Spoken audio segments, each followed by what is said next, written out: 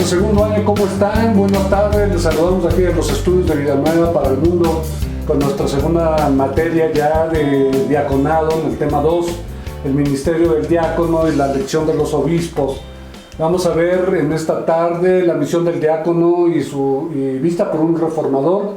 Nos dice Jerónimo cómo los clérigos podían mantenerse con su patrimonio, pero si tomaban los bienes de los pobres, pues era para ellos un sacrilegio y pues comían y bebían con condenación, ¿no? Era muy fuerte el criterio que se estableció sobre esto. Pero en cuanto a la regulación de los bienes de la iglesia, se decía que al principio la distribución era libre, también voluntaria, porque se podían fiar perfectamente de la buena conciencia de los obispos y los diáconos, ya que para ellos pues era parte de ellos, pero es como una ley, ¿no?, que los regía de esta manera. Y bueno, se promulgaron, dice la historia, ciertos cánones para distribuir la renta de la iglesia en 4 partes.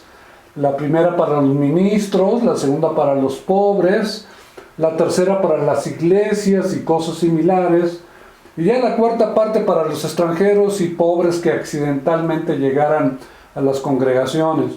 De manera que cuando se constituían, el ministerio de compasión tenía que ocupar una posición financiera similar al de la predicación de la palabra, ¿no? Pues esto era algo que regía, sí, pero de una manera seria las congregaciones en ese tiempo.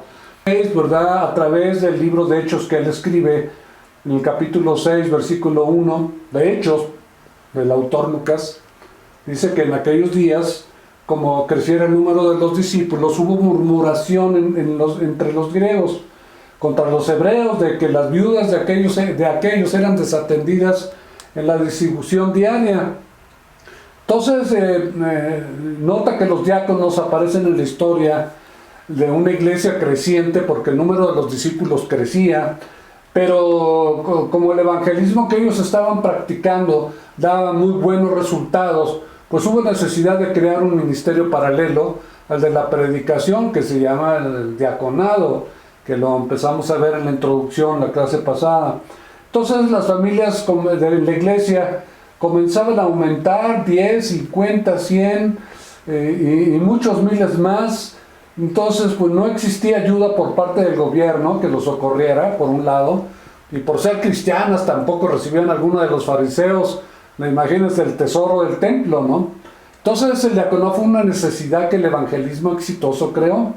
Se hacían muchas visitas casa por casa, nos dice aquí en Hechos 5:42, y todos los días en el templo y por las casas no cesaban de enseñar y de predicar a Jesucristo. Nos dice, y los que creían en el Señor aumentaban más y más, gran número así de hombres como de mujeres. Y no fue que ellos abrieran centros de ayuda, no andaban por todos lados, vamos a abrir ahora aquí un lugar donde lleguen los pobres, para que por medio de ese ministerio el número de los discípulos creciera. No, sino que pues todo fue como dice, ¿verdad?, el apóstol Pablo se refiere cuando los fariseos y los gentiles se referían al evangelio, todo era por la locura de la predicación. Así que la iglesia, hermanos, no sirvió sus mesas y le dijo al mundo, vengan por el pan, y mientras ustedes comen y se satisfacen, les voy a predicar a Cristo. Pues a nadie se le ocurriría hacerse cristiano para que los socorrieran, porque no se hacía propaganda en ese sentido. Ahora, si tú observas, no fueron las viudas las que comenzaron con la murmuración ahí en Hechos, sino los hermanos fueron los que comenzaron a protestar, ¿sí?, a murmurar de que no se atendían a las mesas. O sea, las mujeres no protestaron, no dijeron nada, no fueron a quejarse a alguna reunión, sino que pues pasivamente sufrían las privaciones que tenían de una manera muy mansa. Ahora, esto no quiere decir que no estaban en la iglesia para que se les diera algo, ¿verdad?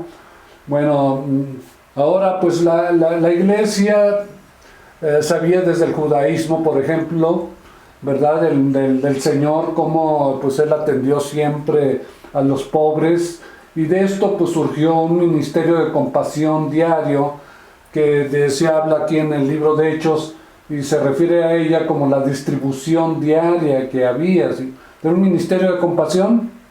Dice que los hermanos ponían cada primer día de la semana aparte algo, seguro que a la iglesia o a los pies de los apóstoles, y en esa forma, ya fuera lunes, martes, todos los días, pues los pobres ya tendrían que comer. Dice uno que en cuanto a la ofrenda para los santos, les decía Pablo, haced también vosotros de esta manera como lo ordené en las iglesias de Galacia, ¿no? Así es que inconscientemente los diáconos se envolvieron en un trabajo pues pastoral, auxiliar, podríamos llamarle así, y los diáconos eran los que tranquilizaban las situaciones, calmaban los ánimos, sanaban las heridas, y pues con esto todo quedaba arreglado, ¿verdad? Los problemas que se suscitaban, y pues no fueron, sin embargo, específicamente nombrados como auxiliares de los pastores. Este nombramiento no consistió tampoco en hallar, por ejemplo, aquí en Hechos, 7 subapóstoles o 7 subpresbíteros, sino simplemente diáconos. Así se refiere en Hechos la historia, y encontramos pues que los diáconos eran personas espiritualmente sanas, ¿verdad? Y los buenos apóstoles también entendían que lo que estaban compartiendo con ellos pues era la atención de la iglesia. Así que esta confianza que estaban depositando en ellos pues era una herramienta que, si bien podían usarla para hacer el bien, la misma también pues pudo haber sido hecha para mal, ¿no? La confianza que depositaban en ellos, pues bueno, una cosa y otra podría haber surgido en esas situaciones. Así que pues los diáconos no inauguran el servicio a los pobres. Esto ya se hacía mucho antes. Lo que hacen es mejorar este servicio de manera más organizada, de manera que la compasión que Dios estaba trayendo, ¿verdad?, en los corazones de los recién convertidos, de los que tenían más tiempo en Cristo, pues esto fuera siendo perfeccionado hasta lograr un ministerio consumado. Ahora vemos también la misión y el servicio de las grandes vidas de estos hombres y mujeres que participaron en este ministerio. Ahora, convertir a un diácono en pastor, pues, y confiarle totalmente el cuidado pastoral de un grupo de familias sin haber estudiado, por ejemplo, sin estar preparado, sin estar capacitado, mucho menos sin haber sido llamado, pues esto sería un obrar en un sentido no bíblico, ¿verdad?, cuando no se tiene el llamamiento directamente del Señor. Así es que era diácono, y como diácono pues era un gran cristiano con muy buenas cualidades que, bien usadas, podían ayudar mucho pues pastoralmente a la iglesia, ¿no? Así es que pues no es un ministerio de los apóstoles tampoco abandonar su predicación para trabajar en las obras caritativas. Esto no lo hicieron los apóstoles, ahí lo vemos también en Hechos, ni fue el ministerio diaconal dejar su servicio a los pobres para presentarse de casa en casa y andar como un pastor, pues llevando a cabo la obra de los pastores. Esto no fue así, ni los pastores haciendo el trabajo de los diáconos, ni de los diáconos haciendo el trabajo de los pastores. Así que pues en aquella gran época en que surgieron los primeros diáconos, pues los apóstoles alegaron que para ellos no era justo dejar de predicar para estar atendiendo a las mesas, sirviendo de comer a los hermanos que tuvieran hambre. Y pues a los ojos de los predicadores ambas cosas eran distintas, ¿no? No consideraban la función de un diácono como la de un predicador o un pastor de ovejas.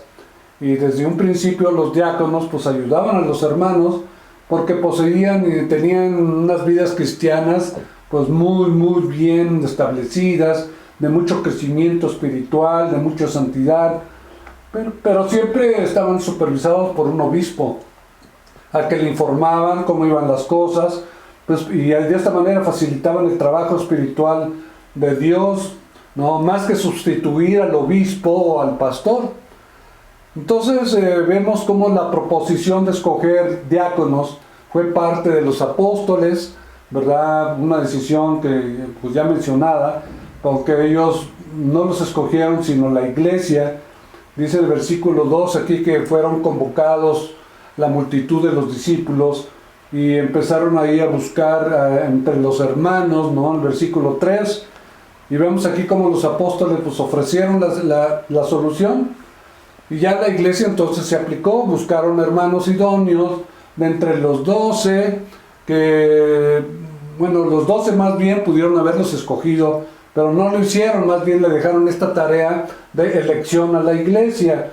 Y esto pues algo que también pues nos dice aquí la historia y el estudio de la diaconía, cómo trajeron después para que los apóstoles los conocieran y fueran aprobados, ¿verdad?, por ellos mismos. Por eso el versículo 6 dice que entonces les fueron presentados ante los apóstoles.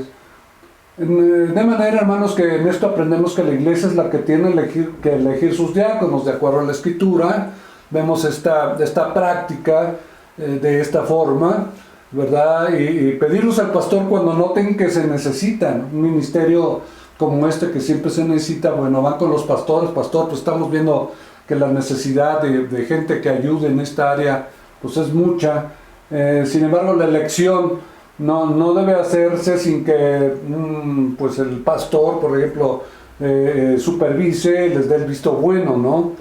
Y quizás pues él pudiera objetar a alguno de los que han escogido los hermanos en la congregación, pero en este caso pues no pasó, ¿no?